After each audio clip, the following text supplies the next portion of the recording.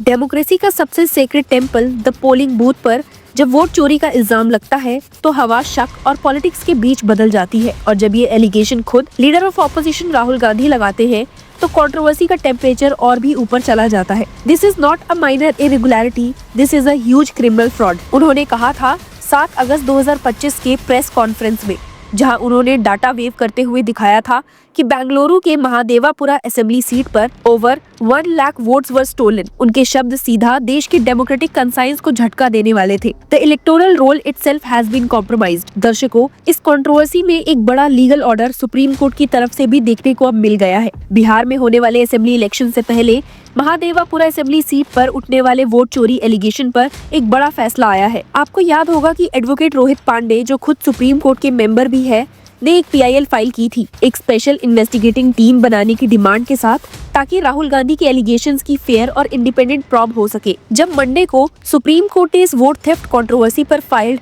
PIL यानी कि public interest litigation को सुना तो कहानी एक अलग मोड़ ले गई। जस्टिस सूर्यकांत और जस्टिस जॉय माल्या बागची की बेंच को एडवोकेट पांडे ने बताया कि उन्होंने इलेक्शन कमीशन को रिप्रेजेंटेशन दिया था, but it has not been considered. Background में जाए तो एडवोकेट पांडे ने अपनी प्ली में राहुल गांधी के 7 अगस्त के प्रेस कॉन्फ्रेंस को डायरेक्ट रेफरेंस किया, जहां गांधी ने बोला था, this is a systematic operation to delete genuine voters and insert fake ones in collusion with BJP and ECI। Rahul Gandhi ने डाटा भी दिखाया था, 11,965 duplicate voters, 40,009 fake and invalid addresses, 10,452 single address bulk voters, 4,132 invalid photos और 33,692 voters जिन्होंने eligibly misuse किया form 6 का, जो new voters के लिए होता है। उन्होंने बोला, if this is not criminal conspiracy what is. सिर्फ यही नहीं, पांडे ने अपनी पिटीशन में कुछ सीरियस कॉन्स्टिट्यूशनल इश्यूज भी रेज किए।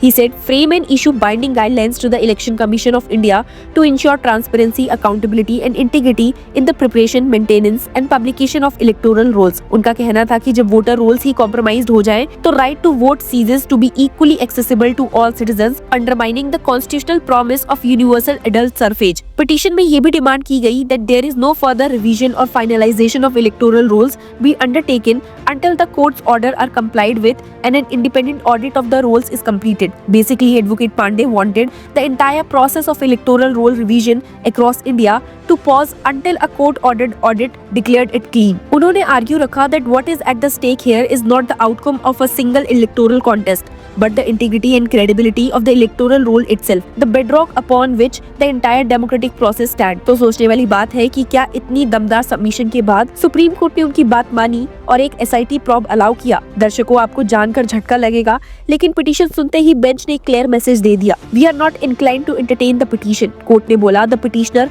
मे pursue before Election Commission of India if so advised. Hearing छोटी थी पर इम्प्लीकेशन बहुत बड़े थे। बेंच ने एक स्टेज पर रिमार्क किया, pursue your remedy wherever you want. Just because some representation is not considered, that does not mean you approach this court under the guise of public interest। In short, supreme court ने ये कह दिया है कि judiciary voter list controversies के हर storm में anchor नहीं बन सकती। जस्टिस कांत ने तो सीधा जवाब दिया, writ petition purportedly filed in public interest shall not be entertained। और बस मैटर खत्म। बेंच ने PIL को एंटरटेन करने से ही इनकार कर दिया। मतलब ना तो SIT प्रॉब होगा और ना इलेक्शन कमीशन ऑफ इंडिया के अगेंस्ट कोई डायरेक्शन। तो देखा आपने कि कैसे सुप्रीम कोर्ट ने अपना स्टैंड क्लियर रखा और कहा कि ये इशू ECI के डोमेन का है, not for judicial micro management. Court का मूड बिल्कुल वैसा ही था जैसा पिछले कुछ मंथ्स में Bihar and Maharashtra voter list petitions में देखा गया था। Judiciary is reluctant to interfere unless there is a prima facie evidence of constitutional breach. तो जहां एक तरफ कांग्रेस ने इस रिफ्यूजल को डिसअपॉइंटिंग कहा, वहीं BJP ने कह दिया कि ये प्रूफ है कि राहुल गांधी के एलिगेशंस पॉलिटिकली मोटिवेटेड है। ECI ने भी अपना टोन शार्प रख दिया था। कमीशन ने पहले भी एक स्टेटमेंट में ये कहा था that the election commission has rejected the claims made by Congress leader and the leader of opposition Rahul Gandhi over vote theft. ECI ने गांधी को चैलेंज करते हुए बोला था, he should either sign a declaration on issues he raised during the press conference which he believes is true or else apologize to the nation। Commission ने एक social media post पर भी लिखा था, if Mr. Gandhi does not sign the declaration it would mean that he does not believe in his analysis and he is making absurd allegations। यानी अब ball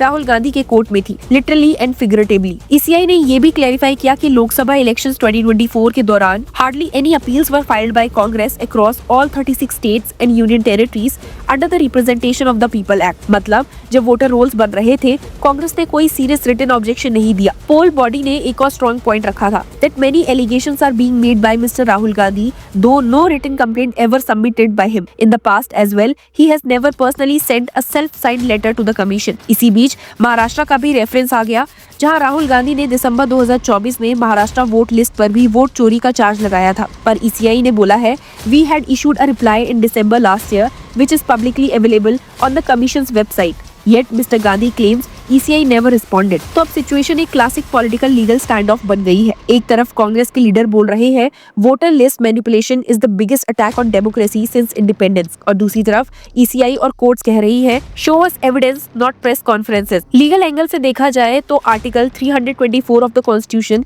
ECI को superintendence, direction and control of elections का full authority देता है। इसका मतलब है कि जब तक कोई क्लियर वायलेशन नहीं दिखाया जाता, कोर्ट रियरली इंटरवीज। सुप्रीम कोर्ट का ये रिफ्यूजल उस डॉक्ट्रिन का ही एक्सटेंशन था which says institutional deterrence to ECI's constitutional role। पर क्वेश्चन ये है कि अगर ECI खुद ही पार्टी बायस्ड होने का परसेप्शन फेस कर रहा है तो किस इंस्टीट्यूशन पर सिटीजन भरोसा करे। राहुल गांधी ने अपनी प्रेस कॉन्फ्रेंस में बोला था when the referee becomes a player democracy dies। ये लाइन वायरल भी हुई थी, पर लीगल प्रूफ के बिना वो सिर्फ रिटोरिक रह गई। एडवोकेट पांडे ने अपनी PIL में आर्टिकल्स 325 एंड 326 का रेफरेंस दिया था, जो 1 person 1 vote and universal suffrage का फाउंडेशनल प्रिंसिपल्स को प्रोटेक्ट करते हैं। उन्होंने लिखा था when the electoral roll is corrupted by wrongful deletion and fraudulent insertions, the right to vote ceases to be equally accessible to all citizens। पर supreme court का कहना था ऐसे PILs अगर एंटरटेन करने लगे तो हर हारे हुए कैंडिडेट के सपोर्टर्स कल एक SIT डिमांड करेंगे। इस इंटायर कंट्रोवर्सी में एक और लेयर्ड इशू है फेथ इन इंस्टीट्यूशंस का। जब एक top opposition leader repeatedly ECI की इंटीग्रिटी पर सवाल उठाता है और कोर्ट्स उसे रिफ्यूज कर देते हैं तो पब्लिक परसेप्शन पोलराइज हो जाता है। ECI ने अपने स्टेटमेंट में इंडायरेक्टली इस ट्रस्ट डेफिसिट को भी एड्रेस किया था, ये कहते हुए that the electoral roll is a transparent participatory document open for inspection by all stakeholders. Allegations of manipulation without process participation are misleading। पर कहानी अभी खत्म नहीं हुई है।